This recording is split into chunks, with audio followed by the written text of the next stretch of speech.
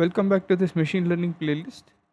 In this session, we are going to be discovering relationships using correlation method and scatter plot to understand the importance of a specific feature and how we could improve our model, right?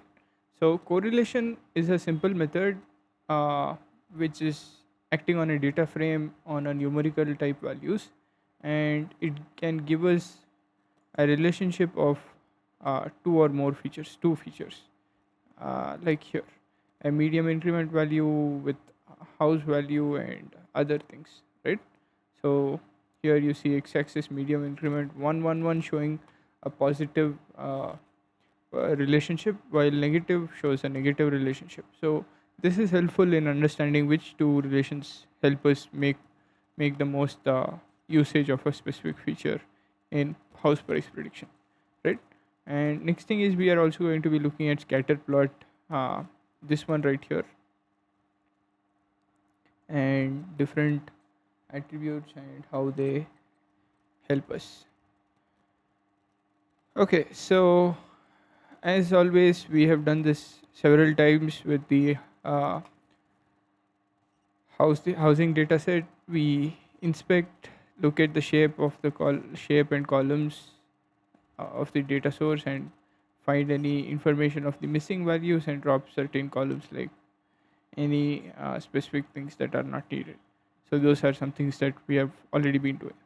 So next is prepare numerical features, and we are going to be using copy of a data type, and we are going to be using correlation method on this data type, right? And with respect to Pearson's method, right? So this is a method in correlation matrix. This gives us a numeric value showing a relationship. If two values are negative, like for example medium and house age are negative, this says they are negative relationship and not really useful. For example, if we are able to see house age and median house value, they show some relationship with positive house value, right? So that's one thing that might be useful. While average bedroom and medium house value is not really average rooms, and again average bedrooms have a significant relationship, as you see here, and median house value and median income also has a significant house value. So those are things that we can consider when having strong features, and those are some things that we can optimize to improve our model. So next, let's look at scatter plot. So we have these set of columns, and we create scatter plot out of them with an iteration on all of them, and we plot with respect to each other features.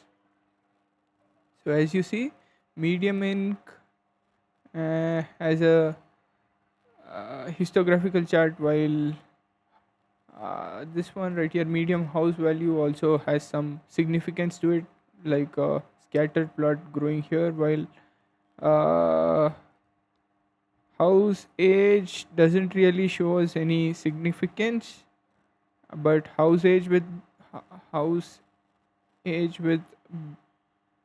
uh, yeah, medium house value shows a significant increase with house age. So that's one thing to note. So interpretation gives us, here we can see certain histographical charts which are constantly increasing and decreasing. For example, median inc and median house value are two things that we can consider, and rest of the things doesn't really help us a lot, or it doesn't really have a big variation for us to consider as a feature, right? So those were few things. We will come back to all these plots again, and we will explore more on them. But yeah, know that correlation matrix, if there is a positive value, it shows a positive relation, and more the value, it has higher significance to be considered, right? For example, median house value with median inc and average rooms and bedrooms are something that we can even consider.